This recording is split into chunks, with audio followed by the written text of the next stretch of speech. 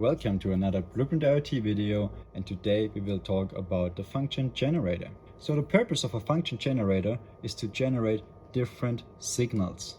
Right now we are creating a sine wave, which we can see at the scope very nicely, but we could also generate square wave signal, or as well sawtooth signal, or also a PWM. In case you don't know what a PWM is, feel free to check out our video about PWM and you will know exactly what's going on here. But let's jump back to the sine wave for a moment. Before we take a look on the screens, let's check out those buttons right here. Because we have an output button where we can activate and deactivate the output, which we will see directly at the scope. And we can activate and deactivate an offset.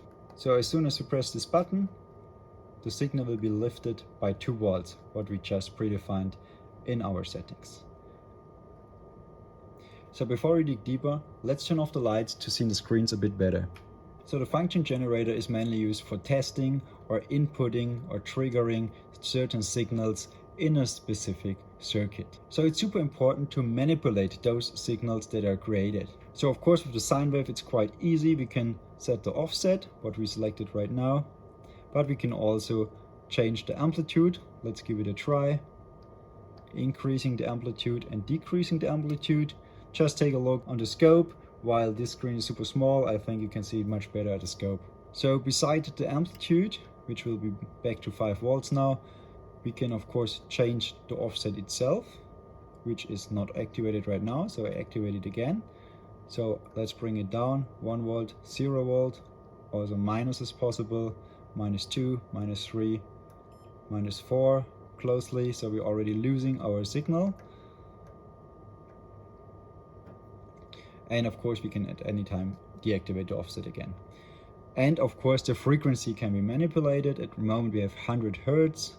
So let's go to 200, 300, or we can go down of course to the typical 50 Hertz sine wave signal. So in case you're not into frequency, but you're more into the period time, you can also change this, and then you can set the period time, which is 20 milliseconds for the 50 Hertz sine wave. It was just transferred right away. And also the amplitude, you can also just adjust the high level. So in case you increase the high level, the low level will stay the same, so you automatically creating an offset.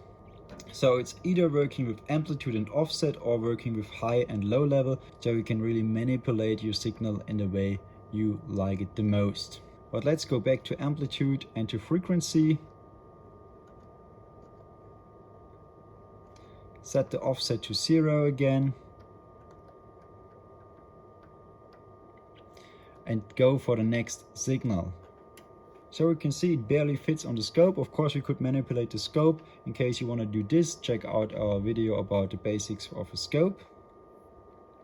But let's do it via the amplitude. So we will decrease it from 8 volts, 7 volts, 6 volts, 5 volts. So that's much more visible now. Even though here should be a line, it's just too tiny, too thin to make it visual at the scope. In the camera it's probably even worse. In the scope it's really barely visible.